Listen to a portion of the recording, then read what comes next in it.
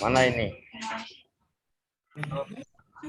Nah, ini ada kelompok yang dari Gorontalo, dari Gorontalo. Kemudian ini dari Aceh. Dari Aceh. Ini kumpulan dari Palopo sama NTT, Kupang, terus Makassar. Berbagai daerah. Ya, ini Doha dari Riau. Dari Riau, kemudian masih ada lagi. Saya keliling ini. Ini dari mana? Kaltim. Samarinda sama. Nah, ini dari Jambi. Dari Jambi sama Balikpapan. Mereka juga online di masing-masing. Ya. Kelihatan jelas, tapi mereka sebenarnya berkumpul di satu ruangan. Di kedai kopi Tografi. Iya. Ya. Iya. Benar. Saya perlu tunjukkan ini juga nih. Oh, ini ada yang dari ini di luar, ternyata ada yang dari Manado, Pak. Manado. Tomohon.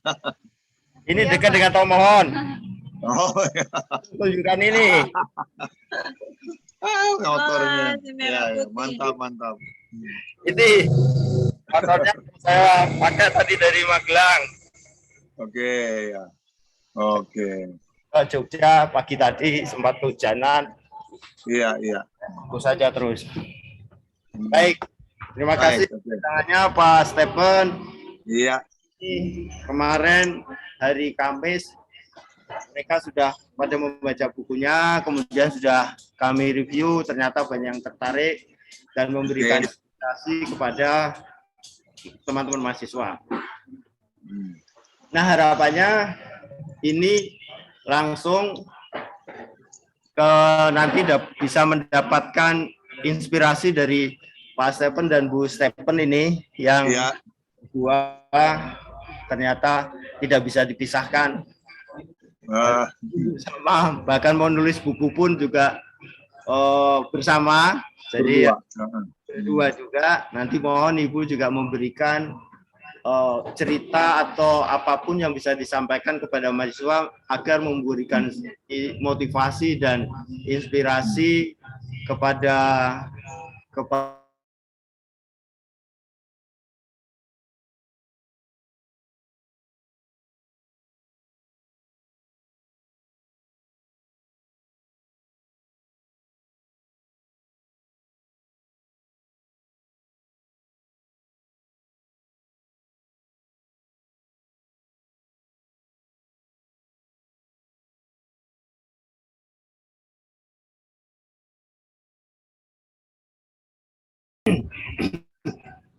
Solo Ride Adventure, Pertamina Enduro, Jakarta, London, 30.000 kilometer.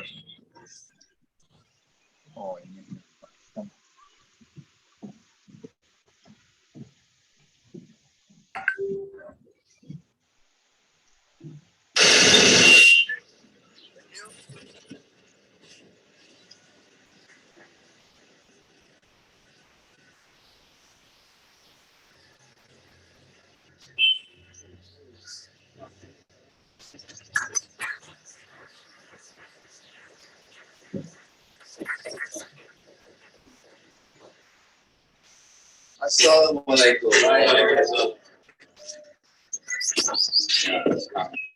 Ya, saya Stephen Langitan, seorang diri dari Indonesia. Saya start tanggal 26 Maret dan dilepas tuh secara resmi oleh Kementerian Perhubungan tanggal 25 Maret. Jadi sampai hari ini tepat tanggal 16 Mei saya sudah berada di depan KBRI Islamabad di negara Pakistan sebagai negara ke-6 ya. Jadi perjalanan ini sudah memakan waktu berarti sekitar 50 hari. Puji Tuhan, perjalanan sangat lancar, tidak ada kendala apapun, baik dari segi motor merah putih ya maupun secara kesehatan fisik saya berjalan dengan aman. Tahu ini bisa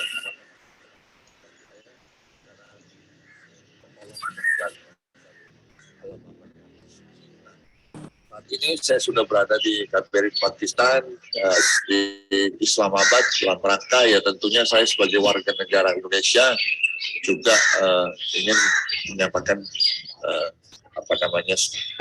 bertamu yang dimana setiap negara memiliki KBRI dan saya sejalannya mampir sebagai warga negara Indonesia. Nah sekarang apa misinya?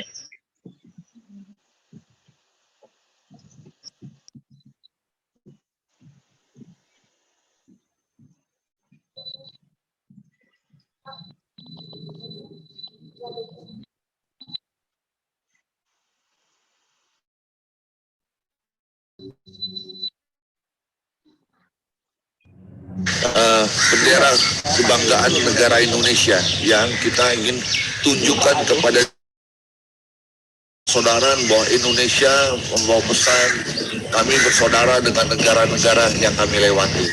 Tidak ada masalah kita mari bersaudara. Nah, dengan bersaudara kita mau berpesan damai. Penting kita harus bisa berdamai antar sesama manusia, juga berdamai dengan sesama negara. Itu pesan utamanya.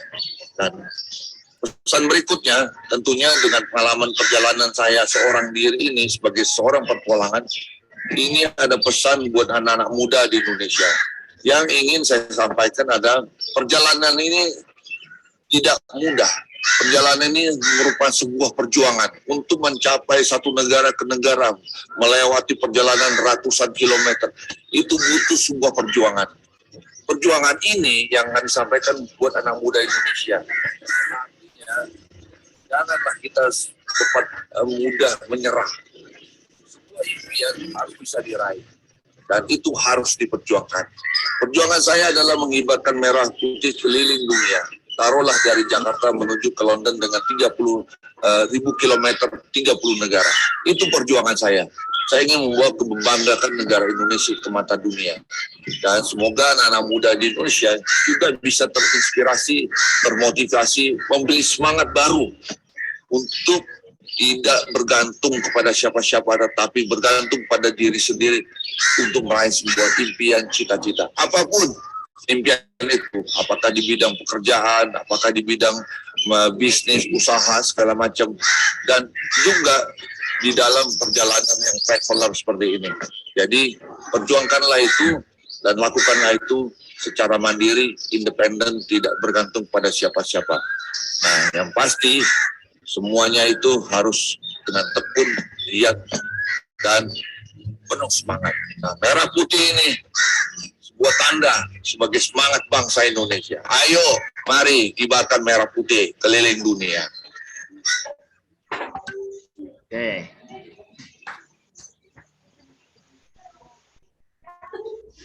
Saya akan putarkan satu lagi pada saat Pak Stephen mencapai finish. Bagaimana suasana dan kebahagiaan keluarga juga pada saat mencapai finish.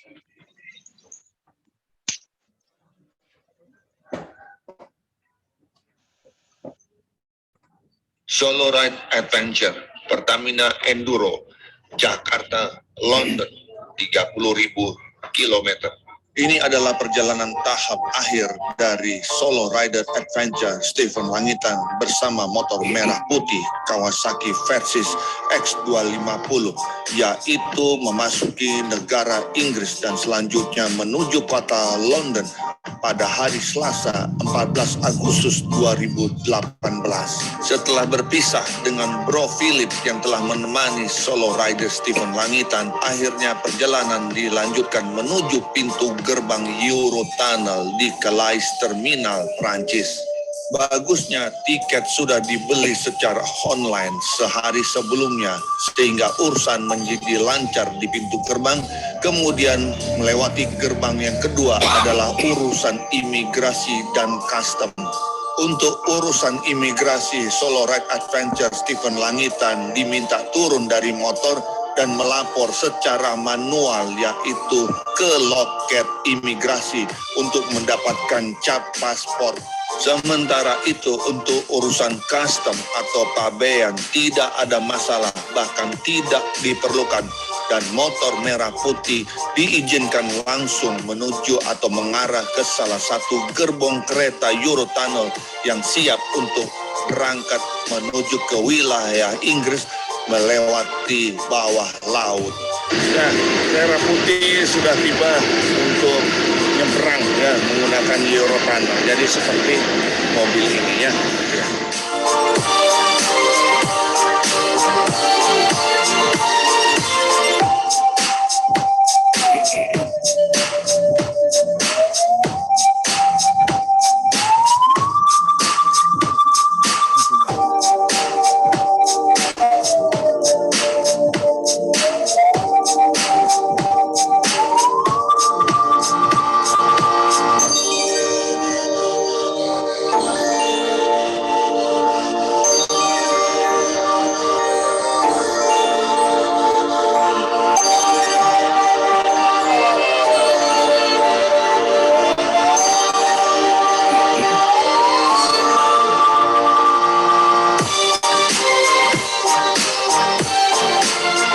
Inilah motor merah putih yang sudah berada di dalam Eurotunnel ya.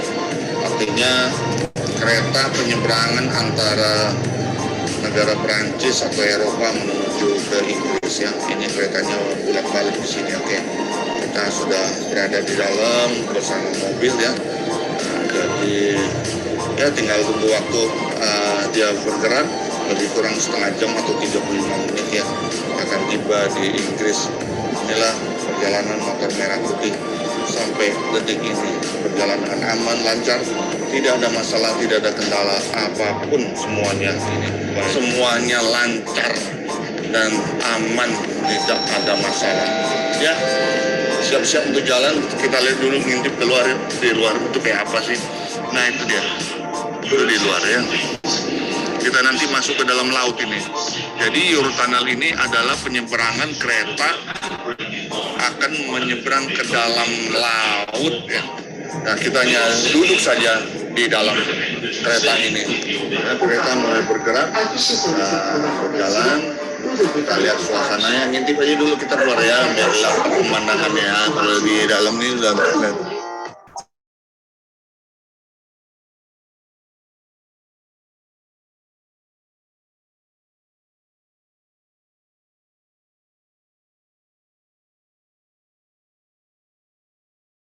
Eurotunnel saya mendapat liputan dari petugas di foto-foto katanya sih untuk dokumen masuk majalah Eurotunnel. Oke.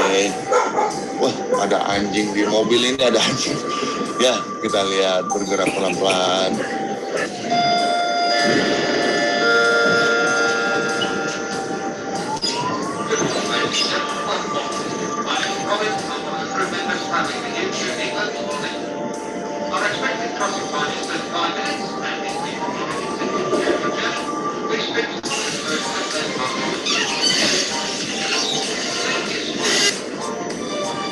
Oke, masuk kolong Eurotunnel. Bye-bye. Sampai jumpa di London, di Inggris.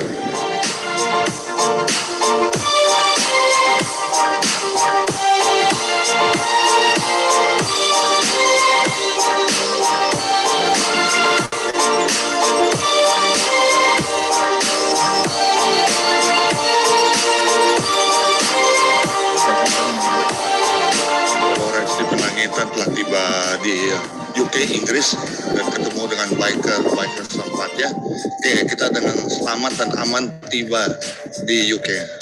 Safe, no problem at all.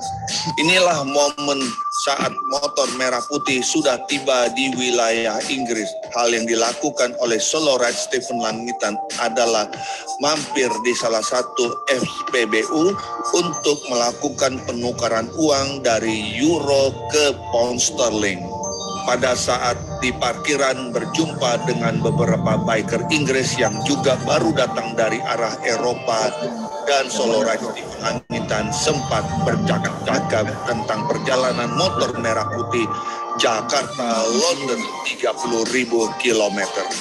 Setelah itu motor merah putih digeber menuju kota London dan selanjutnya tiba di Wisma Caraka, tempat penginapan Solo Ride Adventure Stephen Langitan selama berada di kota London. Hari ini Selasa ya, 14 Agustus, akhirnya motor merah putih telah tiba dengan selamat di kota London pukul 13.30 ya ke London di sini. Pelan, tanpa ada kesulitan, tanpa ada hambatan. Motor B3737 UNM Kawasaki Versys 250 cc dengan perjalanan selama 4 bulan 2 minggu lebih ya, akhirnya sudah tiba di kota London, dan ini adalah Wisma Cakra yang penginapan Solo Ride Stephen Langitan maupun merah putih. Acara selanjutnya di kota London ini akan dilanjutkan dengan upacara bendera tanggal 17 Agustus pada hari Jumat ya.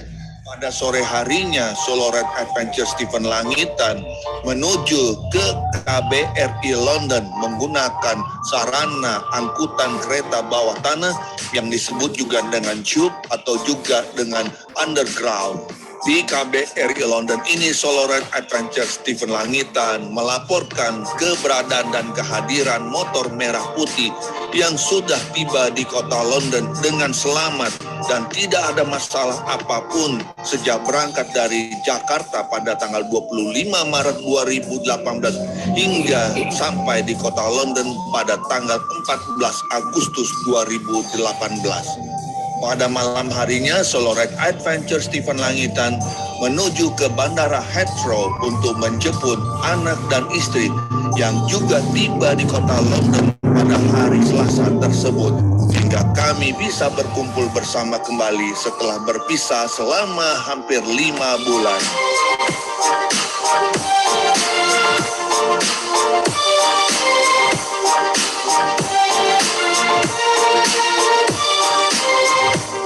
Akhirnya Solo Ride Adventure Stephen Langitan bersama anak dan istri mengucap syukur kepada Allah Bapa melalui nama Yesus Kristus. Kami duduk bersama dan berdoa sekaligus pengucapan syukur atas kasih karunia dan rahmat Tuhan yang telah menyertai perjalanan Solo Ride Adventure Stephen Langitan tiba di kota London dengan selamat tanpa kurang suatu apapun.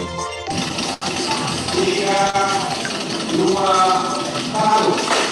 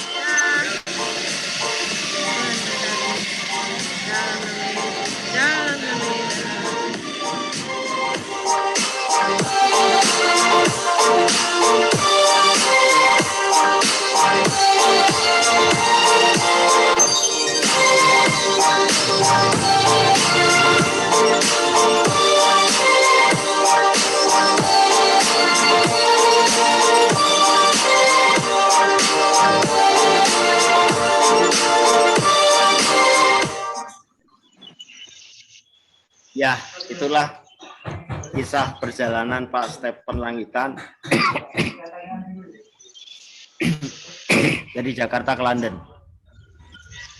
Sangat, Pak, saya melihat ada perbedaan yang sangat signifikan antara pada saat menyeberangi laut antara dari Indonesia ke Malaysia, di mana saat itu sampai motornya digotong-gotong masuk ke kapal, dan kalau yang harus dibongkar semuanya, sideboardnya juga harus dibongkar. Berbeda sekali dengan saat penyeberangan dari Prancis ke Inggris. Hanya 2 kali penyeberangan itu yang dilakukan oleh Pak Stephen dalam perjalanan sepanjang 30.000 km ini.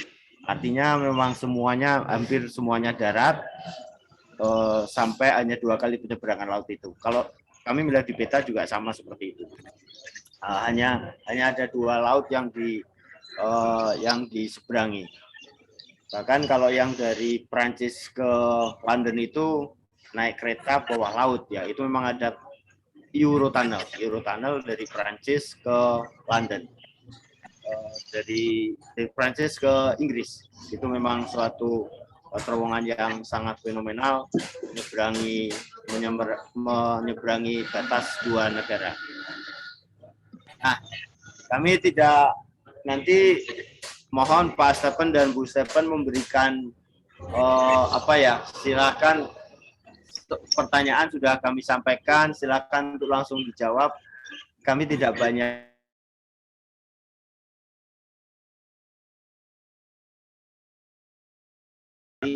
apa yang harus disiapkan oleh para mahasiswa agar mempunyai motivasi dan kesiapan untuk ke depan. Ya, silakan Pak Stephen dan Bu Stephen dulu, kami beri waktu untuk bisa menyampaikan apa yang akan disampaikan untuk anak-anak.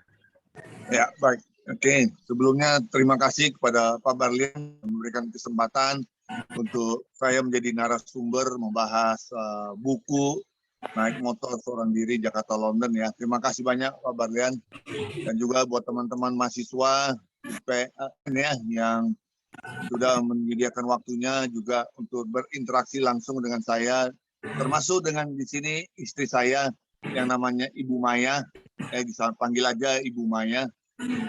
Karena di sini tokoh perjalanannya kami berdua adalah saya yang melakukan perjalanan, sedangkan di balik suksesnya buku Jakarta London ini, di mana kalimat demi kalimat itu disusun langsung oleh istri saya. Jadi saya dalam perjalanan membuat tertulis tentang rute, tentang jadwal segala macam, tetapi setelah pulang saya diinterview atau diwawancara oleh Ibu Maya selaku istri saya, dan akhirnya dikemas menjadi kalimat demi kalimat, jadilah sebuah buku ini. Itulah cerita di balik buku Jakarta London. Jadi penulisnya sebenarnya dari istri saya ini, Ibu Maya. Baik, kalau melihat sedikit ke belakang tentang perjalanan ini, benar-benar memang sangat berkesan. Karena yang pertama adalah ini adalah besar saya sebagai seorang, katakan sebagai kepala rumah tangga, sebagai seorang suami, dan juga sebagai yang bergelut di bidang dunia otomotif, khususnya dunia motor. Nah, ini adalah kesempatan juga yang diberikan oleh keluarga, dalam hal ini istri saya merestui, dan ceritanya ya tidak semudah itu juga langsung merestui, nanti dia ceritalah proses akhirnya saya direstui. Nah, kita perjalanan yang sukses dan berhasil. Dan ternyata kalau saya renungkan, ya masih bisa didengar ini, halo? Masih. Oke ya. Masih. Oke. Jadi singkat cerita dari perjalanan ini sebenarnya semata-mata bukan karena kehebatan saya ataupun kehebatan dan buku, bukan juga kehebatan istri saya. Kami benar-benar mendapat istilahnya anugerah atau kesempatan yang diberikan yang Maha Kuasa, ya Tuhan kami yang di atas sana memberikan saya kesempatan untuk melakukan touring perjalanan sekaligus bercerita yang menjadikan inspirasi buat anak muda Indonesia. Dan akhirnya istri saya juga terlibat, dia menuliskan bukunya untuk dijadikan sebuah dokumen, buku motivasi, dan seterusnya. Nah, mungkin dari saya itu dulu. Kalau nanti ada pertanyaan, untung teknis perjalanannya dengan saya, tapi dengan filosofi, untuk motivasi, untuk buku, itu lebih banyak dengan istri saya. Nah, sekarang saya berikan kesempatan istri saya untuk bicara juga sebagai sambutannya. Silakan, Ibu Maya. Ya. Selamat sore semuanya. Salam kenal untuk semua, Pak Berlian, salam kenal. Selamat kenal. Jadi kurang lebih sudah disampaikan oleh Bapak Stephen tadi tentang bagaimana peran kami berdua di sini. Jadi indah sekali ya suami istri bekerja sama untuk melakukan sesuatu yang dalam buku ini kita bahasakan sebagai nilai tambah atau value added. Dan buku ini kami berdua rancang agar bisa dibaca oleh semua kalangan. Tidak hanya orang yang di bidang motor, tetapi oleh semua profesi, di semua bidang, dan di berbagai, ya, dan aplikasinya bisa di dalam kehidupan sehari-hari. Jadi itu yang menjadi dasar dari penulisan buku ini. Saya pikir karena teman-teman mahasiswa semua sudah membaca, jadi biar lebih enak kalau sudah ada pertanyaan, silakan diajukan. Nanti detail-detailnya akan keluar dengan sendiri ketika kita membahas. Begitu kali ya, Pak Berlian? Ya, boleh. Baik. Baik, saya koreksi sedikit bahwa ini adalah mahasiswa dari universitas, bahkan justru bukan dari UPN, Pak Stefan. Oh, bukan. Ya, mereka itu datang sebagai mahasiswa modul Nusantara. Ada yang dari, saya nggak hafal ini, karena semua perguruan tinggi yang ada dari Universitas Unhas, ada yang dari Nusa Cendana, ada yang dari Malikul Saleh, ada yang dari universitas yang Aceh, universitas apa? Syah Kuala. Terus ada yang dari Palopo, ada yang dari Sorong. Jadi ini universitasnya macam-macam. Lintas mahasiswa ya. Lintas mahasiswa dan prodinya juga macam-macam. Teknik pertambangan. Jadi ini prodinya macam-macam. Barangkali ada baiknya masing-masing mahasiswa untuk memperkenalkan dulu ya, biar Pak Stephen tahu skop mahasiswanya. Satu persatu gantian saja ya. Saya Andini bisa gantian, saya di unmute. Nanti silakan Andini memperkenalkan dari mana. Ya, biar Pak Stephen dan Bu Maya bisa mengetahui lebih jelas. Silakan Andini.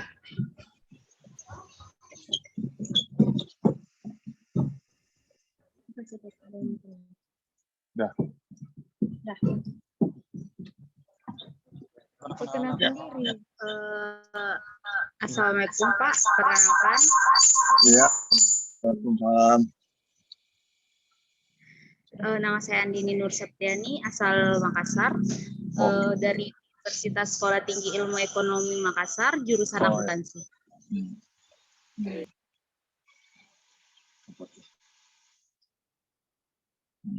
Catherine sama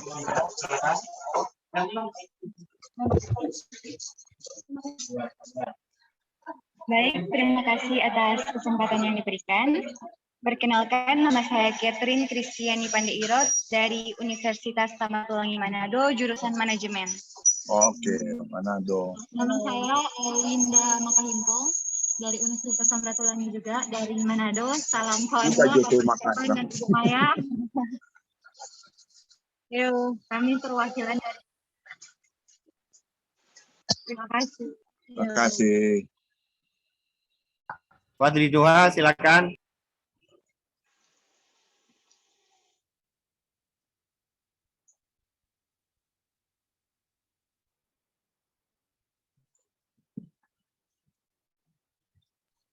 Ini ganti nama lah. Warahmatullahi wabarakatuh. Perkenalkan, nama saya Firza Zafira. Saya berasal dari Medan, kuliah di Universitas Malikul Saleh. Salam kenal ya Bapak. Salam kenal. Ya Pak, saya. Ya. Terima kasih. Assalamualaikum warahmatullahi wabarakatuh.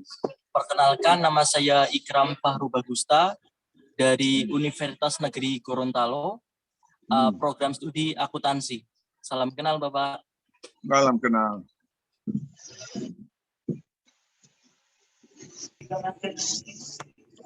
Iya Pak. Kenalkan Pak, saya Muhammad Hanif Isabilil Haq dari Kalimantan Timur, Institut Teknologi Kalimantan, Program Studi Teknik Kimia. Salam kenal Bapak. Salam kenal.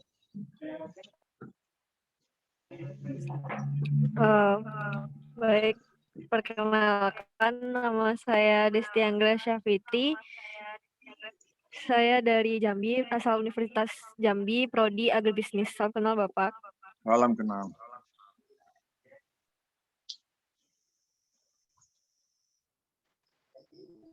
Iya Pak. Assalamualaikum warahmatullahi wabarakatuh. Iya. Perkenalkan nama saya Kesi Fambel Diciani dari Provinsi Jambi, Universitas Jambi, Prodi Agribisnis, Fakultas Pertanian. Salam kenal Bapak Stephen. Salam.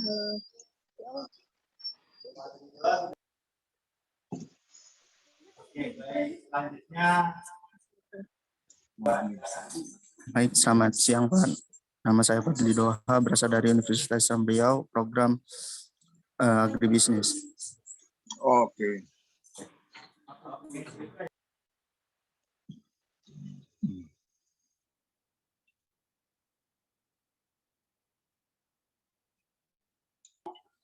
Baik, Assalamualaikum warahmatullahi wabarakatuh. Selamat siang Bapak Ibu. Perkenalkan nama saya Muhammad Son Putifar, biasa dipanggil Isfan, asal Universitas Hasanuddin Makassar, jurusan Sastra Prancis. Oh, ya. Selamat sore Pak, perkenalkan nama Cindy Rismawati Iman dari Universitas Witari Sorong, jurusan Kehutanan. Salam kenal Pak. Ya. Sorong. Iya.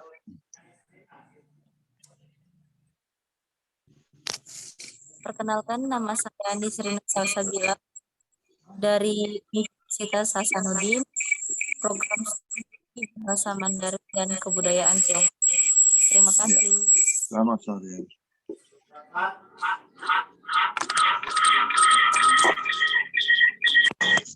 Selamat siang Bapak.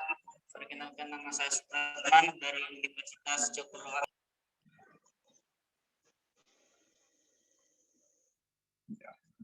Cindy.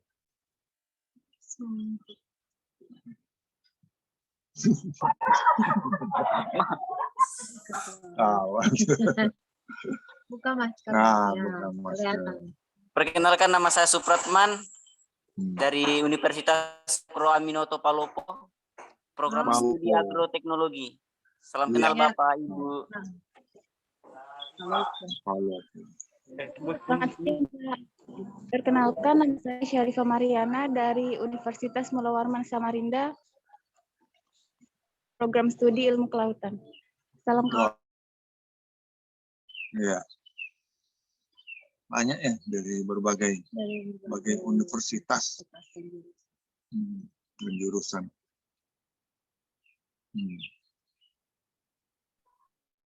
Selamat sore Pak. Salam. Salam. Perkenalkan nama saya Tersia Manuola, asal dari Nusa Tenggara Timur. NTT, ya. Nama Universitas Nusa Cendana. Oh, program studi akuntansi. Terima kasih. Ya, terima kasih. Lintas Gunung. Mahasiswa. Pak, selamat siang Pak. Di sini saya Wahyu Idi Pak, sebagai LO Pak dari teman-teman MBKM. Terima kasih Pak. Oh, yo. Asalnya aslinya Banyumas Pak, cuman menetapnya di Jogja Pak. Oh, kuliahnya di UPN Pak. UPN, ya. Pertambangan Pak. Oh, pertambangan. Siap. Saya 20 mahasiswa dari berbagai universitas perguruan tinggi dan berbagai prodi ngumpul.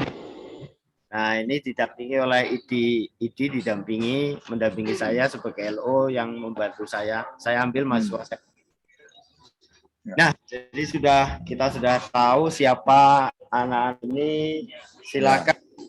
Silakan ini Pak Stephen dan Ibu Maya memberi kesempatan untuk bertanya apa yang ingin diketahui oleh mahasiswa. Bisa saja apa yang bisa didapatkan dan dicontoh dari Pak Stephen dan Ibu Maya. Silakan. Oke, baik guys, saya langsung aja. Pertama, kesempatan Ibu Maya untuk memulai, ada pesan yang mau disampaikan. Ini teman-teman mahasiswa, sebelum kita mulai tanya jawab, di halaman 9 Romawi, paragraf di kata pengantar ya, paragraf 1, 2, 3, paragraf yang keempat. Nih, ini kita mulai dari sini ya. Karena ini adalah Zoom meeting motivasi ya kan Pak Berlian? Ya. Jadi kita disinilah dasarnya ya, kita dengar semua, saya bacakan. Merah putih bukanlah hanya terbatas pada bendera yang dikibarkan atau pada ikon motor yang dikendarai, namun lebih kepada karakter dan pribadi diri saya sendiri sebagai warga negara Indonesia yang datang ke luar negeri untuk berbaur dengan berbagai orang atau kelompok yang berbeda-beda kebudayaan dan perilaku serta kebiasaan atau adat istiadat.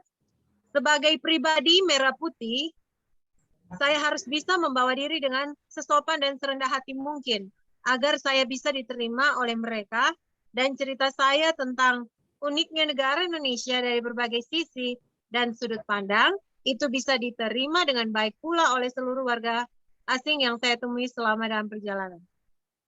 Nah, karena ini tema tentang keberagaman, jadi kita perlu tekankan di sini. Perjalanan ini adalah bukan tentang si motor itu sendiri atau bendera yang di motor ya. Itu semua hanya simbol. Tetapi yang menjadi inti adalah karakter yang bawa motor itu. Itu yang penting. Kita untuk menunjukkan siapa merah putih ya dari karakter Bapak Stephen sebagai pengendara. Dan yang menjadi salah satu keberhasilan paling besar ya perjalanan ini, Pak Stephen, sebagai umat Kristen, kita datang dari Indonesia. Kita datang ke negara yang benar-benar negara Muslim yang istilahnya syariah. Pakistan. Ya, Pakistan dan Iran. Nah, kami, Pak Stephen, sudah punya ada beberapa teman dari Pakistan, Iran, yang Muslim sudah pasti, dan oleh beberapa teman kami lah yang seiman berpikir bahwa yang namanya negara itu identik dengan teroris atau apalah ya. Nah, kami ini benar-benar memperjuangkan, tidak, teroris itu bukan agama, teroris itu adalah oknum. Jadi kami akan buktikan bahwa negara Pakistan itu adalah negara yang bersahabat dan aman. Jadi itu yang juga menjadi salah satu tujuan untuk mengapa kami melewati negara itu. Dan puji Tuhan setelah kami berhasil, memang awalnya agak deg-degan, tapi setelah kami Pak Stephen berhasil melewati itu dengan aman, kami pulang ke sini, kami menceritakan kepada teman-teman kami yang individu itu ya, yang begitulah. Kami ceritakan, lihat hasilnya. Kalau di Alkitab kami bilang, ada cerita Yesus bilang orang Samaria yang baik hati. Orang Samaria adalah yang tidak percaya, yang tidak seiman, tetapi justru yang menolong orang lain.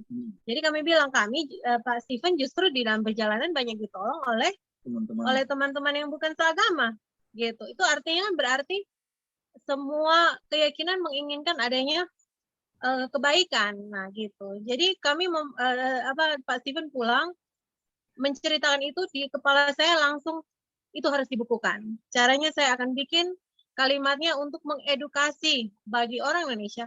Kalau di luar negeri saja kerukunan antar umat beragama itu sangat terasa ya, khususnya di negara yang istilahnya syariat Islam ya, apa ya. Kenapa kita di Indonesia sini yang harusnya kita dikenal dengan keberagaman kita, kenapa kita mesti ancur-ancuran di dalam negeri? Begitu. Jadi itu yang menjadi salah satu poin besar kami ketika kami launching buku, itu yang menjadi poin besar dari launching buku, yang menjadi sambutan.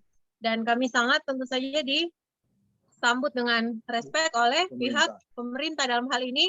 Pada waktu acara launching buku dihadiri oleh Kementerian Perhubungan dan luar negeri. Jadi begitu. Jadi adik-adik, teman-teman mahasiswa di sini, buku yang setebal ini kalau saya pikir mungkin dari paragraf yang tadi itu yang menjadi domain dari kesuksesan perjalanan Jakarta London sampai ke tahap penulis launching bukunya. Buku itu diterbitkan menjadi buku yang sekarang ada di tangan kita semua gitu ya. Oke. Jadi saya tambahin bahwa dalam perjalanan Jakarta-London, 3 negara yang dikatakan sangat berat dilewati sebetulnya. Ya, pertama India, ya, kemudian Pakistan. Pakistan kan sebut negara Republik Islam Pakistan. Sedangkan yang ketiga adalah Iran. Iran adalah negara yang sedang diboikot oleh negara Barat. Kita tahu Iran sedang diembargo. Jadi mereka harus bisa berdiri sendiri. Jadi mereka sangat sensitif kalau ada orang asing yang datang. Nah, disinilah peran saya sebagai orang Indonesia membawa misi perdamaian dan misi Merah Putih, ingin tunjukkan bahwa kami adalah sahabat, bahwa kami adalah saudara. Dan itu benar-benar terbukti ketika saya melewati yang namanya negara Islam Pakistan, bahkan saya sana banyak teman, jadi teman-teman bisa melihat sendiri nanti di halaman tertentu dan saya tunjukkan, dan juga di negara Iran itu sendiri. Nah, setelah itu habis Iran kita masuk Turki masih Eropa, ya udah itu udah mudah semuanya karena yang paling berat adalah Pakistan sama Iran. Itu saja. Oke teman-teman, saya kembali ke Pak Barlian. Silakan kalau ada yang mau bertanya. Baik, terima kasih. Memang tujuan modul Nusantara itu salah satunya itu Pak Stephen dan Bu Maya. Bagaimana keberagaman budaya, agama, adat istiadat, kemudian perilaku, kebiasaan, tidak hanya di dalam negeri saja, tapi juga di luar negeri. Nah, kebetulan Pak Stephen kan bisa menggambarkan bagaimana keberagaman di luar negeri yang sudah dilalui. Iya. Tujuan dari diadakannya modul Nusantara ini untuk mempelajari dan mengambil hikmah dari keberagaman. Jadi, nah ini justru tidak setuju kalau dikatakan adanya perbedaan. Mereka lebih cocok kalau mengatakannya sebagai keberagaman. Keberagaman, ya. Itu penuh dengan keberagaman, bukan dengan perbedaan. Itu lebih. Jadi dari situlah mereka akan menjadi kuat dengan adanya keberagaman ini menjadi kuat, jadi modal untuk ke depan. Ya. Jadi tepat sekali, memang benar Bu Maya bahwa adanya keberagaman berbagai macam ini akan membuat kita semakin kuat dan membuktikan bahwa kita bisa berdamai. Betul. Karena agama apapun yang membuat kita justru menjadi kisruh kan tidak ada. Betul. Semua menginginkan kita itu berdamai. Damai. Nah, silakan teman-teman kalau ada yang mau mengajukan pertanyaan untuk menggali dari dan yang bertanya langsung di unmute ya. Gantian saya tak mute. Selamat siang Pak, izin bertanya Pak. Fadli. Tadi kan sudah Bapak jelaskan di awal pertemuan bahwa perjalanan ini membutuhkan perjuangan yang sangat ekstra. Nah, pertanyaan saya kepada Pak Stephen itu cukup simpel Pak. Bagaimana caranya kami ini sebagai generasi muda untuk membangun mentalitas yang kuat gitu Pak. Dan pertanyaan yang kedua yaitu apakah ada satu tips ataupun beberapa tips untuk kami ini tidak salah dalam membuat keputusan di situasi yang secara tiba-tiba datang gitu Pak. Yang dari saya Pak. Oke, Fadli. Saya tadi tangkap ada 2 pertanyaan, adalah membangun mental, yang kedua adalah minta tipsnya gitu buat kalian bagaimana untuk melakukan hal yang sama atau apapun gitu ya. Saya jawab ya. Apakah mau disambung dulu, ada pertanyaan lain? Barangkali Pak Barlian. Pak Barlian. Langsung Siap. saya jawab atau ada pertanyaan lain? Ya. Ada pertanyaan lain? Sekalian Ada Pak. Oh, Catherine. Catherine, silakan. Winda dulu baru Catherine setelahnya. Terima kasih atas kesempatan. Nama saya Winda Makahimpong dari Universitas Samratulangi. Saya sudah membaca buku dari Pak Stefan. Memang sangat-sangat inspirasi kami semua, terlebih anak-anak muda. Banyak sekali inspirasi dan motivasi yang saya dapatkan dari buku ini. Jadi saya sangat berterima kasih kepada Bapak Stefan dan Ibu Maya yang sudah menulis buku ini dan menjadi berkat bagi banyak orang. Pertanyaan saya di sini kan tentu masih soal restu. Nah, apalagi kan kita sebagai anak-anak muda ini, tentu kita memiliki banyak impian ya, banyak impian. Misalnya pergi seperti Bapak Stefan ini bisa solo touring, tetapi kan itu restu dari orang tua kan itu sangat susah untuk kita dapatkan sebagai anak-anak muda. Terlebih pengalaman saya sendiri, jika saya ingin pergi ke suatu tempat yang jauh, ketika meminta izin kepada orang tua, tentu itu tidak akan diizinkan, walaupun itu tentang hal-hal yang berhubungan dengan ini merah putih misalnya. Nah, bagaimana sih terlebih dari Ibu Maya bisa memberikan restu kepada Bapak Stefan, apalagi kan di saat itu memiliki keluarga, memiliki anak yang harus ditinggalkan selama 5 bulan untuk Bapak Stefan itu pergi jauh ya ke London, itu cukup sangat jauh ya Bu.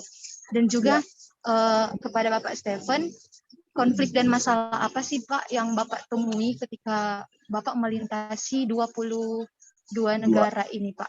Terima kasih. Oh, ada juga Catherine. Oke, Catherine. Oh, ada lagi? Ya, Pak. Ya, tiga orang ya, yang tiga. Baik, perkenalkan saya Catherine. Saya ingin bertanya, namun sebelumnya seperti yang dikatakan Winda, saya sangat setuju bahwa buku ini benar-benar sangat memotivasi kita semua. Saya juga meskipun baru baca halaman-halaman awal, tapi sudah sangat banyak inspirasi dan motivasi yang saya dapatkan dari buku ini. Jadi saya yakin dan percaya bahwa Bapak dan Ibu Maya ini benar-benar sudah menjadi berkat bagi banyak orang dari kisah dan pengalaman hidupnya. Nah, saya mau bertanya, tentunya dalam membuat perencanaan ini pasti harus mempertimbangkan banyak sekali hal, apalagi untuk mau touring ke rencananya 30 negara. Sangat banyak hal yang perlu dipertimbangkan tentunya. Apa saja tips-tips atau cara jitu dari Bapak dalam mengatur perencanaan agar bisa menjadi perencanaan yang semaksimal mungkin, yang baik begitu. Dan selanjutnya, bagaimana cara Bapak mengatasi atau menghadapi keadaan yang tidak sesuai dengan rencana? Karena pastinya seperti yang Bapak tuliskan di dalam buku ini, pada akhirnya sehebat apapun kita manusia membuat rencana, hanya kehendaknya sajalah yang akan terlaksana. Ya. Seperti yang Bapak tujuannya juga kan adalah 30 negara, tapi hanya sampai 22 negara. Atau mungkin misalnya ketika Bapak rencana mau jam segini, hari ini itu sudah sampai di tempat ini. Tapi ternyata tidak sesuai dengan yang Bapak rencanakan. Nah, bagaimana cara Bapak menghadapi hal-hal seperti itu? Itu saja Pak, pertanyaan dari saya. Terima kasih banyak Pak. Terima kasih. Oke, ya ini Catherine pertanyaan dulu ya. Tiga dulu ya. Ya, tiga dulu. Ya. Silakan. Kami jawab. Silakan. Jadi buat Fadli yang pertama, minta membangun mental dan juga tips-tipsnya. Satu aja kata, pengalaman. Nah, jadi segala sesuatu diawali dengan pengalaman. Jadi kita membangun pengalaman itu dari hal-hal yang sederhana dan yang kecil. Dan sejalan dengan waktu, kita membuat perencanaan-perencanaan ke depannya. Misal gini, kita ngomong soal touring ini ya. Saya soal touring ini, dunia motor ini, saya awali dengan ikut gabung dengan teman-teman. Jadi bertouring dengan teman-teman yang jarak-jaraknya dekat. Kalau dengan teman-teman itu kan istilahnya kita masih rame-rame, hura-hura. Kita ikuti dulu. Itu kita ikuti untuk mendapatkan pengalaman. Pengalaman di situ mendapatkan teman, mendapatkan kebiasaan-kebiasaan orang. Ya, coba mungkin teman-teman barangkali pernah ikut camping atau ikut acara hiking ya dengan teman-teman yang lain. Pasti akan ketemu karakter-karakter orang yang akan berbeda-beda. Ada yang egois, ada yang mau duluan, ada yang bawaannya cuma cari makan aja. Ada bawaan yang mau cari istirahat aja, ada bawaan yang mau tidur aja. Semua kita pelajari. Semua orang punya karakter yang berbeda memang. Dan kita nggak bisa ngomong, kita nggak bisa paksakan. Tetapi berdasarkan pengalaman, kita kan punya tujuan-tujuan berikutnya. Kalau misalnya kita hanya naik gunung aja udah rame begini bikin repot. Kalau begitu kita bikin lagi grup berikutnya. Kalau tadinya 20 orang, kita bikin sekarang grupnya 10 orang. Ternyata dari grup 10 orang dalam perjalanan berikutnya juga akan menimbulkan sebuah pengalaman baru lagi. Dibuat lagi grup 5 orang. Setelah itu berikutnya lagi kita bikin kelompoknya lebih kecil, 2 atau 3 orang. Nah akhirnya makin lama makin tahu. Kalau jalan jauh ternyata orang itu makin susah diajak untuk ikut bekerja sama. Karena 3 orang itu selalu punya masalah, halnya yang saya tahu ada 3. 3 aja masalahnya, yaitu dia masalahnya waktu. Ya kita nggak bisa paksakan orang ini punya waktu atau tidak, tapi itulah kebiasaan orang. Saya nggak punya waktu karena punya keluarga, ada kesibukan, ada PR, ada ujian, itu semua nggak bisa kita halangi. Kemudian masalah uang. Masalah uang ini bisa masalah biaya. Orang ekonomi orang berbeda-beda, ada yang sanggup, ada yang enggak. Ada yang banyak uang tetapi tidak bisa menikmati perjalanan. Ada yang nggak punya uang tapi siap untuk melakukan apa aja. Tapi itulah kendalanya. Yang ketiga adalah masalah dari izin. Dia belum tentu mendapat izin dari orang tua, belum tentu mendapat izin dari perusahaan kalau dia kerja. Segala sesuatunya banyak dengan izin, minta izin ini. Nah, akhirnya kita bisa lihat, oh ternyata semua punya problem, punya masalah. Nah, dengan berjalannya waktu dari tahun ke tahun, akhirnya dari pengalaman saya memutuskan kalau sendiri karena tidak melibatkan orang lain. Karena saya yang namanya berkelompok 10 orang, 5 orang, 3 orang itu udah pernah. Nah, akhirnya keputusan mengambil jalan sendiri dan jalan sendiri ini itu adalah hal yang paling bijaksana menurut saya. Dan tentu saja saya tidak sendirian. Saya harus juga minta restu dalam hal ini yang Maha Kuasa. Saya sangat bergantung kepada Tuhan yang Maha Kuasa. Apapun, dalam doa dulu. Jadi saya minta direstui dulu. Akhirnya yang Maha Kuasa memberikan arahan seperti ini, ya itu saya. Selanjutnya untuk tips-tipsnya, tadi saya sudah sampaikan kepada Fadli. Buatlah perencanaan, buatlah pengalaman banyak mungkin. Dari perjalanan yang kita lakukan bertahap. Jadi bertahap ini makin berkembang. Jadi berkembang kalau istilahnya ya tingkatkan kualitas perjalanan itu sendiri. Itu aja, tingkatkan kualitas perjalanan. Akhirnya dari pengalaman mempunyai jam terbang namanya. Kalau udah punya jam terbang pasti saya percaya bisa. Oke, itu tips saya. Kemudian buat Catherine, Winda, itu saya rasa istri saya Maya akan menjelaskannya. Silakan. Ya, tadi pertanyaan dari Fadli, saya tambahkan, kan yang ditanya tentang kualitas mental, ya. Gimana memiliki mental. Memiliki mental yang kuat, itu sangat tidak bisa dipisahkan dari spiritual. Mental is spiritual. Anda harus menggali, membaca, pertama buku ya, pertama kitab suci, itu wajib dibaca. Harus ada doa, dan ada buku-buku tambahan nih. Buku ini sangat banyak menggunakan filosofi dari buku ini. Dari Stephen Covey, 7 Habits. In English ini buku yang kami baca. Dan Anda lihat ya, ini satu juga nih. habit. Ya, kita bicara tentang kebiasaan, habit, kebiasaan. Bagaimana Anda kalau mandi udah tahu kan mau sabunin apa dulu? Semua orang kan ada beda-beda. Ada yang gosok gigi 2 kali tetek, ada yang kalau yang perempuan pakai maskara, ada yang selalu mangap dulu mata kiri duluan. Itu disebut habit. Nah, itu semua adalah di alam bawah sadar. Nah, kalau itu bisa ternyata kita program dari buku ini saya baca, oh saya bisa memprogram habit-habit kebiasaan yang baik yang tentang kehidupan setiap hari. Jadi membaca buku juga bisa diadain dari yang tidak suka baca menjadi baca.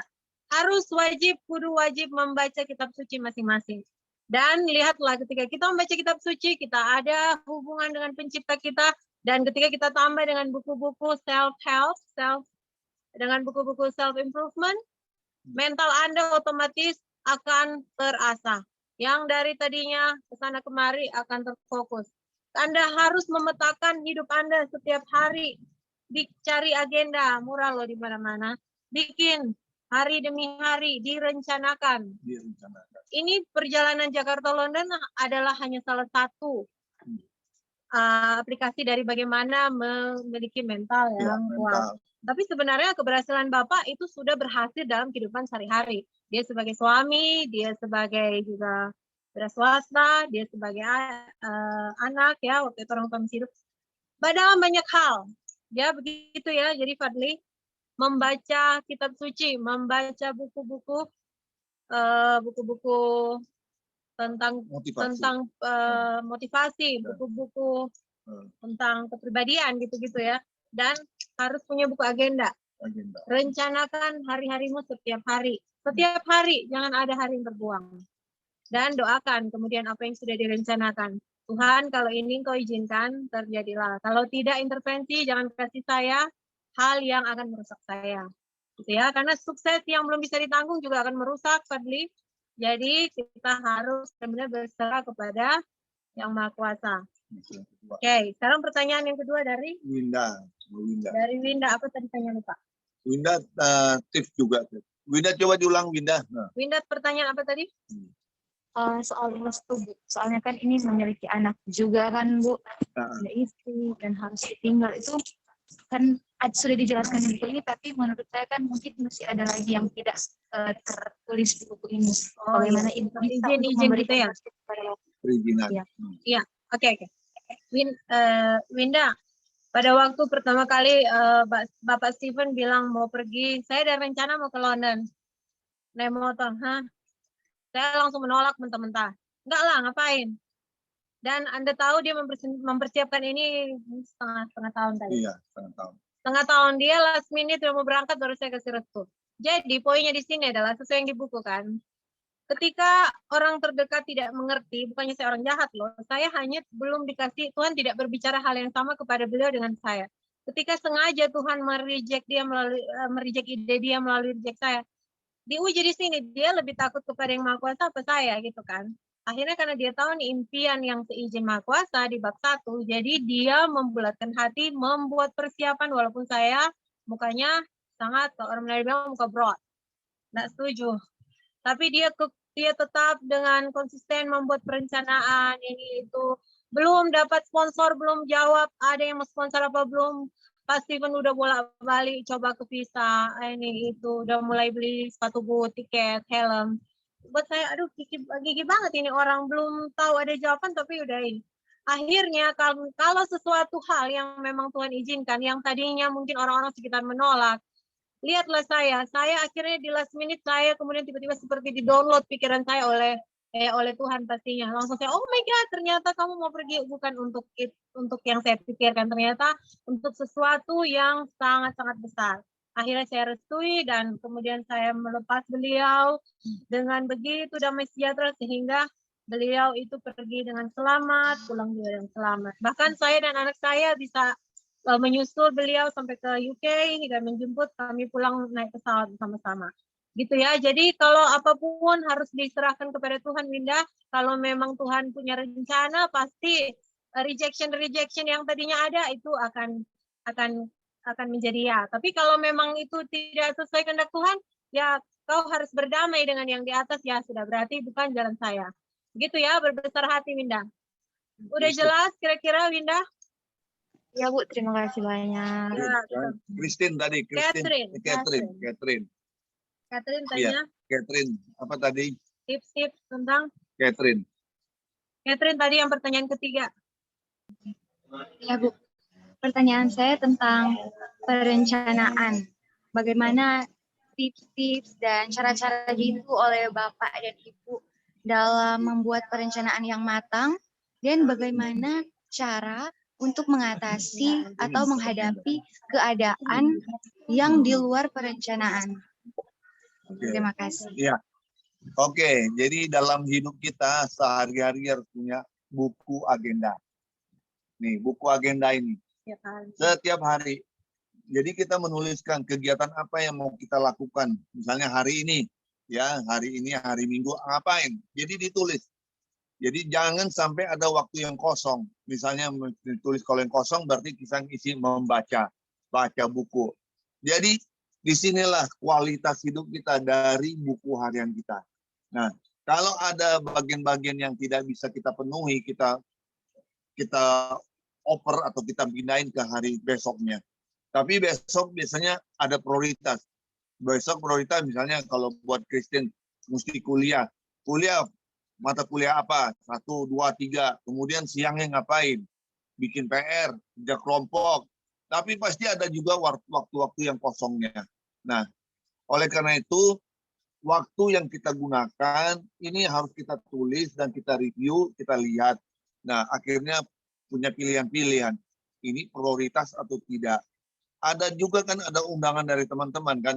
Ada yang ulang tahun, ada acara traktir di sana, sini. Mana yang kamu lebih senang? Ikut diajak makan-makan atau kamu lebih suka membaca buku? Nah, itu pilihan. Pilihannya.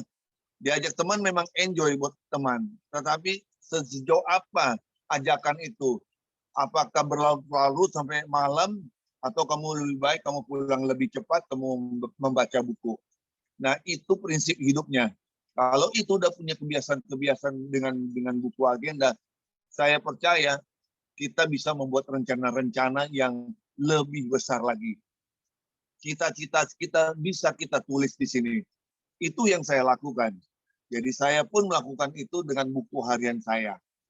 Gitu. Nah, tadi kesini bilang, bagaimana kalau rencana itu gagal atau tidak sesuai? Nah, itu ingat. Kita tadi dibilang Ibu Maya harus rajin berdoa juga dengan rencana-rencana yang kita tulis. Prinsipnya kalau tidak terlaksana sesuai di dalam buku agenda, kita harus senantiasa mengucap syukur. Mengucap syukur, berterima kasih bahwa Tuhan tidak izinkan apa yang kita tulis, tetapi kita bisa dengan membuat acara atau agenda yang lain. Ini aja. Ini loh. Jadi ada dua hal mengapa agenda itu tak tercapai. Pertama karena kita malas, kita nggak fokus sehingga poin-poin yang kita rencanakan tidak tercapai. Yang kedua karena memang di atas interupsi dan dia menghalangi sesuatu terjadi. Bagaimana kita bisa membedakan antara dua? Lagi-lagi di berdoa. Ketika kita berdoa kita akan tahu bahwa ternyata kesalahan. Contoh Bapak, rencana 30 negara. Ternyata ada beberapa negara nggak dilalui. Anda tahu karena apa? Contoh Albania dilarang sama pemerintah Yunani. Karena di Albania banyak mutilasi. Jadi beberapa negara yang itu dilarang oleh negara sebelumnya, oleh duta besarnya. Tidak boleh laksana karena banyak mutilasi. Tidak ini karena begini. Jadi itu tidak dicapai bukan karena Bapak Stephen telat di jalan, bukan. Tapi karena memang Tuhan tidak izinkan dia melewati beberapa negara itu. Nah, itu yang disebut dengan intervensi yang maha kuasa, bukan? Nah, jadi bedakan. Kalau yang disebut dengan keterlambatan agenda karena kita tidak fokus, ya berarti harus introspeksi diri. Makanya harus membaca buku supaya Anda bisa belajar yang namanya fokus. Fokus tuh artinya jangan teralihkan sama distraction. Jadi tulis, Tuhan, nah makanya bikin Catherine, 5 tahun dari sekarang, kau tuh ingin jadi apa? Susah kan mikir kayak gitu, 1 tahun lagi susah. Kalian harus bisa melihat 5 tahun berpikir jauh ke depan. 5 tahun dari orang-orang yang berhasil loh, saya udah pelajari banyak dari Jack Ma, Alibaba, dari macam-macam pembaca. Saya banyak baca buku. Mereka selalu melihat minimal 5 tahun ke depan kita menjadi apa. Dan ada filosofi yang sangat besar yang saya ambil dari berbagai orang sukses. 5 tahun dari sekarang, hidup Anda 5 tahun dari sekarang akan ditentukan oleh 2 hal. Pertama, dengan siapa kau bergaul. Yang kedua, buku apa yang kau baca. Jadi, kalau 5 tahun dari sekarang, kalian bergaul dengan ABC yang karakternya tukang mengeluh, pemalas, bicara tentang dirinya sendiri, ya, tukang gosip, susah melihat orang senang-senang, lihat orang susah. Berarti 5 tahun depan, kau Catherine akan menjadi kayak dia. Karena kamu punya hidup bergaul dengan 5 tahun ya dengan gitu. Jadi hidupmu ditentukan dari buku apa yang kau baca dan dengan siapa kau bergaul. Ya, jadi dari sekarang petakan teman-temanmu siapa. Yang agak-agak negatif mending eliminasi deh. Daripada hidup kau yang dieliminasi sama dia. Ya, gitu ya. Udah jelas? Baca buku ya. Baik Bu, sangat jelas Bu. Jadi kalau seandainya rencana kita tidak terwujud selain karena diri kita sendiri, tapi itu mungkin Tuhan yang tahu mana yang terbaik buat kita. Betul. Dan mungkin Tuhan punya rencana yang jauh lebih baik dari apa yang sudah kita rencanakan. Ada tuh waktu di negara mana? Iran ya? India. Yang ada deh mau mencapai satu puncak apa gitu. Oh iya. Nah, Bapak ingin kayak menikmati alam tapi kayak ada suara sudahlah Bapak harus hati nurani yang berkata, nah itu Tuhan itu sudah turun aja, kita lanjut aja ya. Ternyata begitu keluar dari perbatasan itu Bapak baru dia punya visanya memang udah berakhir di hari itu. Bayangkan kalau Bapak masih lama-lama di puncak itu, walaupun puncak itu indah, dia akan expire, dia punya waktu di negara itu. Visanya udah berakhir di hari itu. Artinya Tuhan berbicara melalui kita punya alam hati nurani gitu ya. Makanya kalau berdoa nyambung, kedengaran walaupun kecil-kecil suaranya tapi pasti bisa ngerasain. Bisa kita bedain mana yang suara Tuhan, mana yang suara setan. Bisa kok. Jadi Maya sering berdoa. Udah ya lanjut ya, yang lain masih banyak mau bertanya. Oke, Catherine, and Winda, Fadli. Ya Pak Barlian. Terima kasih. Ya, silakan yang lain. Ya. Bertanya Pak. Langsung. Silakan. Ya. Ikram. Oke. Baik, terima kasih atas kesempatan yang diberikan kepada saya. Saya sudah membaca beberapa bab di buku Bapak dan itu sangatlah membanggakan sekali Pak. Buku yang ditulis Bapak yang berjudul Naik Motor Seorang Diri, Jakarta London 30.000 kilometer. Ya. Dan banyak sekali nilai-nilai moral yang diambil dari buku tersebut. Ya. Pertanyaan saya, perjalanan ke London tentunya melewati banyak sekali negara-negara yang berbeda-beda budaya, bahasa, dan juga watak masing-masing individunya ya Pak. Terus bagaimana cara Bapak mengatasi hal tersebut Pak? Dan negara mana yang memiliki kesan menarik bagi Bapak pribadi? Ya, oke. Itu saja pertanyaan dari saya, terima kasih. Ya, gini. Jadi sama aja kita Indonesia memiliki berbagai provinsi, berbagai kabupaten, berbagai suku, berbagai adat. Ya, benar ya. Sabang sampai Merauke itu banyak sukunya. Dan beda-beda lagi setiap provinsi itu ada yang beragama Islam, Kristen, dan sampai ke Bali, Buddha, Hindu ya, beda itu semua. Nah, jadi teman-teman, kita salah satu syaratnya agar bisa mulus perjalanannya, cuma satu jawabannya, bisa menyesuaikan diri, beradaptasi, gitu. Kita punya kebiasaan misalnya makan nasi pagi-pagi, gitu ya. Kalau pagi hari mesti makan nasi gitu. Tapi ada beberapa daerah dia tidak menyajikan nasi gitu loh, ya. Jadi barangkali cuma roti ataupun singkong begitu. Nah, barangkali punya kebiasaan kita kok nggak nasi, nggak nendang, nggak kenyang. Tapi di sini syaratnya kita harus bisa beradaptasi, menyesuaikan diri dengan lingkungan setempat, dengan adat setempat, kebiasaan-kebiasaan di tempat, menyesuaikan diri. Itu aja. Artinya kita menurunkan ego kita. Ego kita tuh kita rendahkan, kita beradaptasi dengan masyarakat setempat. Alhasil perjalanan akan lancar, diterima di mana-mana. Itu saja. Kalau nggak ditanya jangan jawab gitu. Kalau nggak tanya jangan sok banyak ngomong. Nah, Meskipun tuh kalem dia. ya, gitu. Itu Jadi caranya. jadi kita di jalan juga jangan sok tahu gitu. Jangan sok tahu. Gitu. Jangan banyak omong juga. Dalam hal ini kita mendengarkan, lebih banyak mendengarkan. Nah, gitu. Jadi jangan kita bawa-bawa daerah saya begini, daerah saya begini. Saya dulu di sini, di kampung saya begini. Enggak berlaku. Enggak berlaku itu. Anda harus menyesuaikan diri dan diam aja ikutin. Kami menyidangkan ini makanannya, ikuti saja. Gitu Dan ya. jangan, enggak cocok saya nggak biasa makan begini. Aduh, makanya karakter itu menentukan. Kalau udah banyak gitu, udah banyak omong susah. Jadi itulah teman-teman, Anda bisa melihat dari lingkungan lah. Teman-teman punya kelompok-kelompok kan, kalau lagi jalan-jalan, wisata, pasti ada, wah gua nggak cocok nih di sini, nggak cocok di sana. Ya kalau nggak cocok ya udahlah, mendingan kamu jangan sendiri aja gitu kan.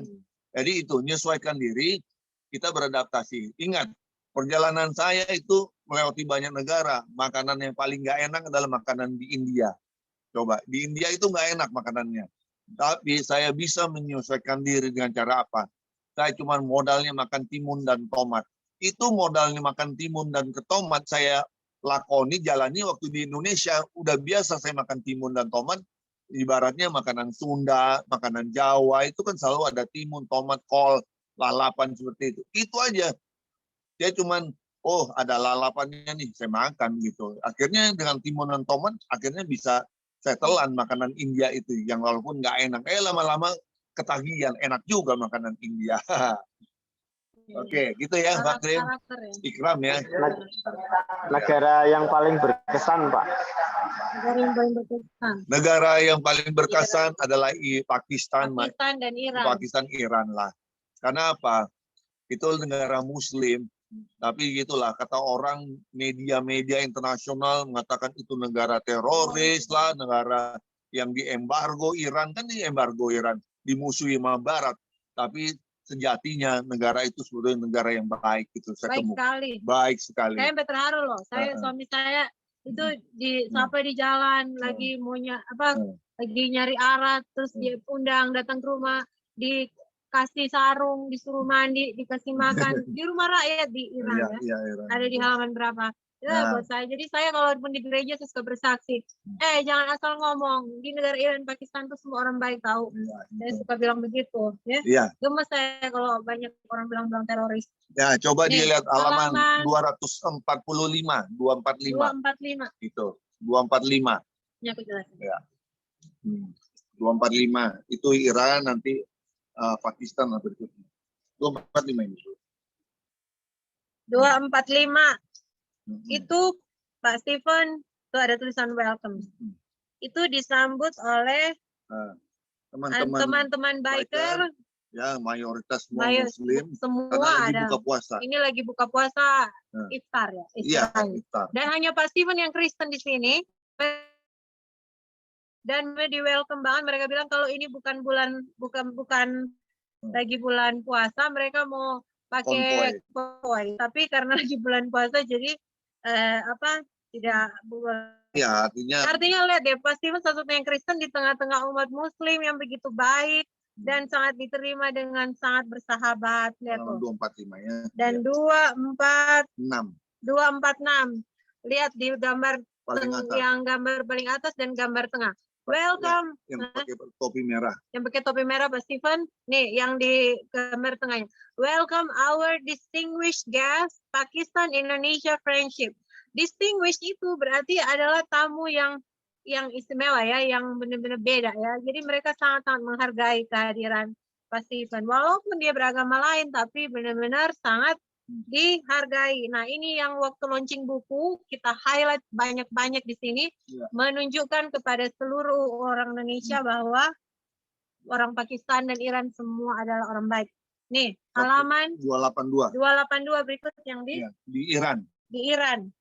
Sekarang dilihat di Iran 282 Ada piring, ada gambar piring. yang saya bilang Pak Steven di tengah jalan lagi nyari ada kesulitan apa ya, tapi dibantu oleh seorang rakyat biasa tuh yang nawarin tempat tinggal, terus dia kasih hadiah piring. Piring itu piring mahal ya. Ini ada kaligrafi. Jadi ini piring istimewa, emang souvenir paling mahal di Iran. Dia memberikan hadiah buat saya. Saya baru kenal baru kenal 6 jam kalau nggak salah. Baru nggak sampai 6 jam ya. 6 jam ya, kurang lebih 6 jam. Baru berkenalan, tapi dia udah ngasih hadiah. Itu luar biasa. Ini orang Iran yang baik sekali. Jadi saya sangat diterima baik oleh Iran, dan apa kata media internasional dibilang Iran sebagai negara nuklir, negara berbahaya, itu tidak seperti itu. Dan itu saya temukan sendiri kebaikan-kebaikan yang luar biasa dari masyarakat di sana. Baik sekali. Iya, itu dia. Cuma nggak bisa dibawa karena kalau taruh di box pecah ini. Jadi dititip di kedutaan besar. Itu ya, itu keberagaman yang luar biasa tuh. Ya nggak Pak Barlian? Oke, lanjut. Warganya namanya Akbar ya. Akbar. Ya. Pak Akbar. Silakan yang lain, silakan. Saya Pak.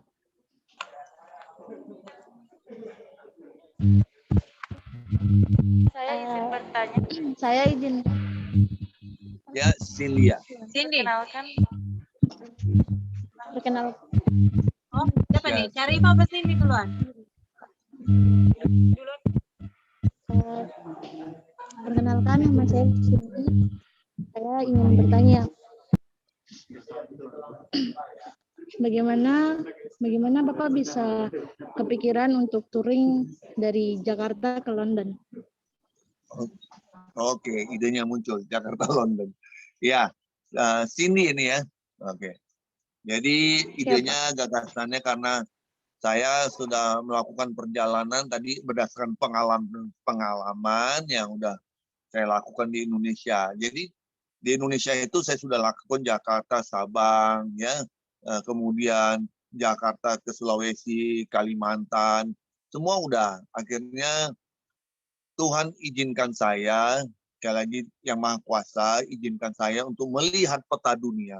Begitu saya melihat peta dunia, saya terpana dengan jarak antara Jakarta sampai ke Eropa. Nah, kalau dilihat sampai Eropa, yang paling jauh di Eropa itu ya udah sampai Inggris lah ya. Karena Eropa itu kan banyak negara, kemudian ada Inggris. Nah, dan saya lihat yang lewat lautnya kan cuma lewat Selat Malaka. Dari Sumatera masuk ke Malaysia itu lewat Selat Malaka. Selebihnya ada jalur darat. Kalau demikian, maka ini akan mudah bagi saya. Hingga akhirnya saya membuat perencanaan. Nah, perencanaan itu saya buat sebaik-baik mungkin. Lebih kurang waktu tadi 6 bulan. Dan itu saya utarakan ke istri saya. Dan istri saya bilang, tidak mungkin. Dan kamu itu gila, malah meninggal. Gila. Iya, jadi seperti itulah. Dan akhirnya gagasan itu tetap saya pertahankan dalam kehidupan saya hari-hari. Saya berdoa, saya banyak membaca buku, ya akhirnya bisa terlaksana. Gitu. Ada lagi? Saya Pak. Ya, dari Pak. Pertanyaan saya, sebelum Bapak melakukan perjalanan jauh, pasti melakukan perencanaan dengan baik. Ya, betul. Kan terkait biaya atau sponsor yang Bapak pasti banyak biaya melakukan perjalanan jauh ini. Saya ingin sampaikan Pak, bagaimana cara Bapak mencari sponsor atau biaya? Cari sponsor, iya. Jadi, ya, bagaimana cari sponsor? Bagaimana cari sponsor? Iya. Jadi jujur aja, kita mencari sponsor juga berdasarkan pengalaman-pengalaman. Tadi kan pengalaman saya udah saya utarakan, saya udah keliling Indonesia. Itu semua saya selalu mengajak sponsor. Jadi begini teman-teman, kalau saya melakukan perjalanan yang udah sifatnya jauh, butuh biaya, yang biayanya udah bunyinya juta-juta, itu otomatis istri dan keluarga itu tidak izinkan. Karena itu udah menjadi hura-hura, jalan-jalan yang hura-hura begitu. Ya, udah pakai uang keluarga, uang rumah tangga, kemudian kita naik motor senang-senang begitu. Nah, itu secara etika tidak baik. Akhirnya konsepnya saya rubah. Konsepnya saya rubah adalah bagaimana saya bekerja sama, bisa bekerja sama dengan pihak sponsor. Dan saya mengajak pihak sponsor dalam bentuk proposal. Saya buat dokumen proposal dalam komputer, kan sekarang udah ada PDF file gitu ya, dikirimkan lewat WhatsApp. Nah, jujur kalau sponsor tidak mudah, itu susah. Karena mereka juga belum percaya dengan keberhasilan saya. Tapi yang penting saya mencicil lah perjalanan itu, tidak langsung yang jauh, cukup yang dekat-dekat. Saya misalnya Jakarta, Bali, Lombok gitu. Saya ajak sponsor, ya katakanlah dia cuma nyumbang nyumbang sepatu, boot barangkali dia cuma nyumbang oli 2 liter, itu saya terima dulu. Yang penting saya memulai daripada tidak sama sekali. Jadi saya tidak berharap banyak dia akan mensponsori dalam jumlah uang. Dia biasanya perusahaan itu awal-awalnya hanya produk-produk dulu. Ya, ini titip produk dong, titip produk dibawain dong. Nah, seperti jaket, seperti sarung tangan. Ya udah titip. Dan apa kompensasinya? Kompensasinya melalui sosial media, kan udah ada Instagram, juga melalui YouTube yang saya rekam dalam perjalanan review produk seperti itu. Nah, dengan perjalanan di Indonesia ini sudah terkumpul, barulah dengan perjalanan Jakarta-London, kemudian saya ajak lagi. Sekarang nih saya mau ke London, mau nggak ikut? Nah, di situ sebetulnya sponsor juga yang enggak memberikan respon. Ibaratnya ini perjalanan orang gila ini, nah mungkin gitu kan. Nah, sehingga saya bilang kalau nggak mungkin ya udah nggak apa-apa. Saya yang penting dokumen udah dikirim. Kalau memang dijawab syukur, kalau nggak dijawab saya cari lagi yang lain. Dan itu butuh ketekunan, butuh keuletan, butuh kerja keras. Tapi ya itu mohon restu dari yang atas. Akhirnya ada juga perusahaan yang mau membiayai perjalanan ini. Nah, tambahan ya Syarifah. Jadi mengenai sponsor, di mana-mana tidak ada sponsor yang mudah. Nah, satu hal, sponsor selalu menginginkan prestasi balik. Ya, dia memberikan sponsorship, tapi harus apa win-winnya, apa keuntungan buat dia, gitu kan, prestasi buat dia.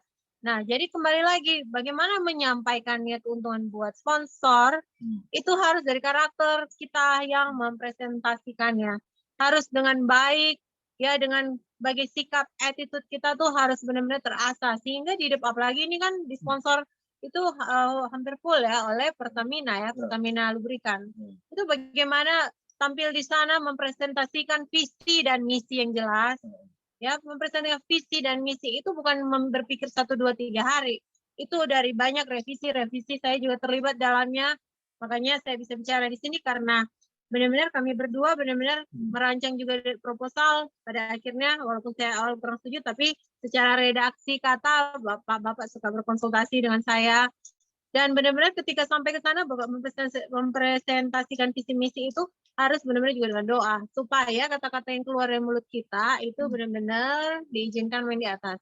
Dan nggak langsung dijawab iya udah pasti. Ini alam semesta berprosesnya itu, tapi dilihat ketahanan mental kita. Kalau memang kita yakin apa yang kita perjuangkan, insya Allah itu pasti akan berbuah hasil. Bayangkan udah mau berangkat bulan Maret loh, Februari, Januari akhir baru ada jawaban. Ini ya boleh deh Pak, kita mau meeting lagi, mau bahas ini. Bayangin loh, mau berangkat Maret loh, itu padahal diajunya dari bulan September kali. Ya, September tahun 2017. Ya. Berangkat kan Maret 2018. Tapi ketahanan itu dan dia tetap tahu. Makanya kalau itu memang yang di atas taruh di hati kita itu pasti jalannya itu buka-buka lah gitu. Gitu ya. Jelas Syarifah? Jelas Bu, Pak. Terima kasih ya Pak. Bu. Ya, sama-sama.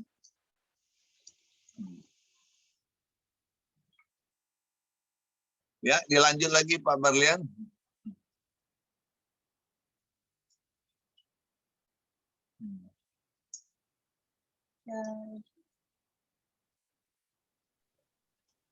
Baik, terima kasih. Nama saya Tersia Manoola. Ya. Di sini banyak sekali pelajaran menarik yang dari pengalaman Bapak. Pertanyaan yang ingin saya tanyakan kepada Bapak dan Ibu adalah, apa pesan Bapak dan Ibu bagi kita anak muda Indonesia untuk mencapai tujuan dan impian kita? Impian. Yang sudah kita tanamkan. Dengan siapa ini namanya tadi? Nama? Tersia Manoola, Pak. Manoola ya? Ya, Pak. Teresia ya? Oke, gini aja. Tersia, Pak. Untuk mencapai impian, yang pertama tadi, harus punya buku agenda yang kita tuliskan, kegiatan kita. Itu satu, buku agenda. Di situ juga menuliskan daftar impian kita. Ya, daftar impian kita, target kita, tujuan hidup ini mau apa sih? Nah, itu kita bisa buat oret-oretan, tulis-tulisan itu dari buku agenda kita. Itu buku harian kita. Dan itulah yang kita buka setiap hari. Ya, jadi hanya dengan modal itu aja, buku itu yang kita tuliskan, impian itu dituliskan. Jadi makanya pepatah orang sukses selalu mengatakan, impianmu selalu harus dituliskan. Jadi nggak bisa dibayang-bayangkan. Jadi kalau kita punya impian, langsung kita ambil buku, ditulis. Cuma impian kita. Mau kapan kita tulis. Boleh saja tidak tercapai, tetapi kita bisa perbaiki dan revisi, dan kita bikin jadwal yang lebih yang lebih pas gitu ya. Misalnya, oh ini dicapai dalam 1 tahun. Wah ternyata sudah 1 tahun depan nggak tercapai, ya udah berarti kita bisa bikin lagi untuk tahun berikutnya, 2-3 tahun berikut. Saya yakinlah semua impian bisa dicapai kalau kita sungguh-sungguh ditulis, dan jangan lupa membaca buku referensi, buku-buku motivasi, buku untuk memberikan semangat. Tambahan dari Ibu. Membangun apa? Bagaimana supaya impian? Nih. Apa tadi? Jadi Pak Steven itu terkait dengan perjalanan ini, di buku ini juga kita tulis mengenai kekuatan visualisasi. Visualisasi itu adalah impian yang dituliskan dengan tulisan tangan, gitu ya. Nah, di Pak Steven, dia itu punya peta dunia bukan cuma di laptop atau di handphone, tapi dia ada di bingkai gede banget deh pokoknya. Dan itu dia taruh di dinding tempat meja kerja dia.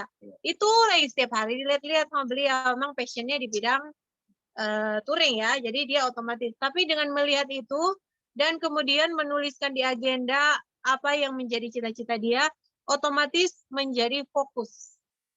Karena kalau kita selalu melihat apa yang kita tulis, kita menjadi fokus. Ya, jadi impian itu harus ditulis ya, dan baca, diafirmasi setiap hari. Lihat di cermin, kalau Anda orang yang pemalu, Anda kan mulai bilang, saya pemberani. Saya percaya diri bicara depan umum. Saya begini, saya begitu. Itu dibicarakan. Jadi jangan bicarakan, aduh saya lemah, saya tidak berarti, saya ini begini. Jangan ya. Jadi bicarakan mulai sekarang hal-hal yang positif. Pasti apa yang dibicarakan di situ udah mengandung impian-impian Anda toh. Jadi itu yang perkatakan setiap hari. Diafirmasi. Apa yang diafirmasi ditulis dulu ya, begitu ya. Itu dilakukan. Bukan hanya perjalanan ke touring, tapi kami berdua lakukan itu udah jauh-jauh hari sebelum melakukan ini. Oke? Jelas ya? Baik, terima kasih sekali Pak Steven dan Bu Maya. Rasanya sudah lengkap. Apa yang sudah disampaikan oleh Pak Steven dan Bu Maya ini sangat menginspirasi kami semua. Dan ini mahasiswa juga mendapatkan banyak ilmu, mendapatkan banyak bekal dari apa yang disampaikan.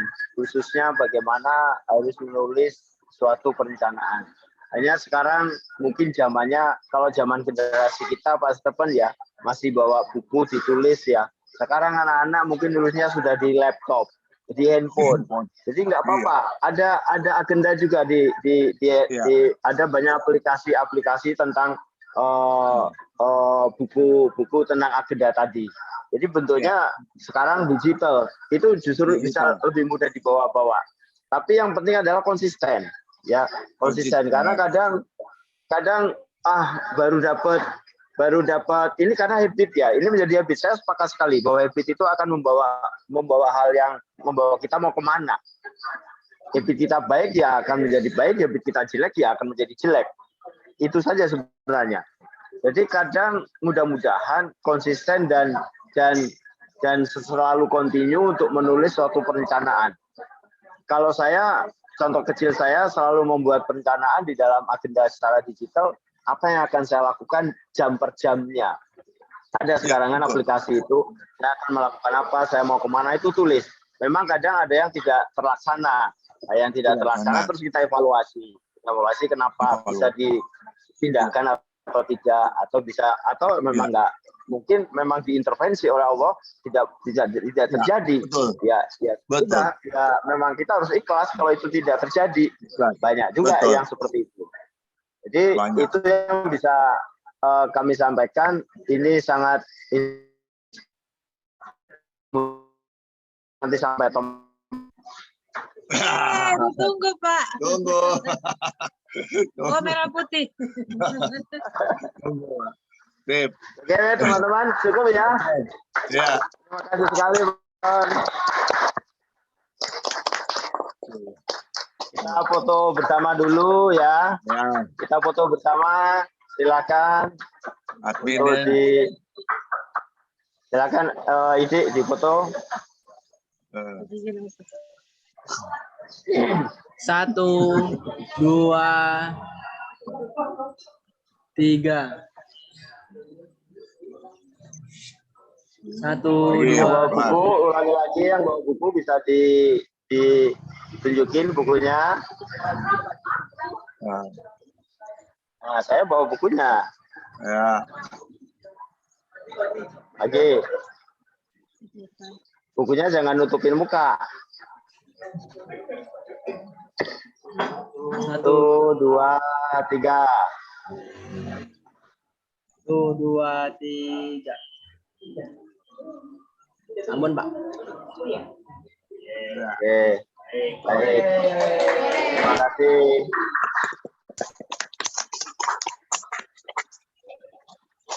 Terima kasih Pak Stefan, Bu Maya. Selamat sore. Selamat sore. Selamat sore. Terima kasih. Ya, sampai jumpa. Terima kasih Bapak Stefan. Tuhan memberkati. Ya, terima kasih. Salam sehat buat salam buat siapa? Brian. Aja. Siapa? Ya. Brian. Anaknya ya, Brian, Pak. Brian, ya Brian. Buat Brian. Buat Brian. Oke. Ya, baik. Terima kasih. Terima kasih.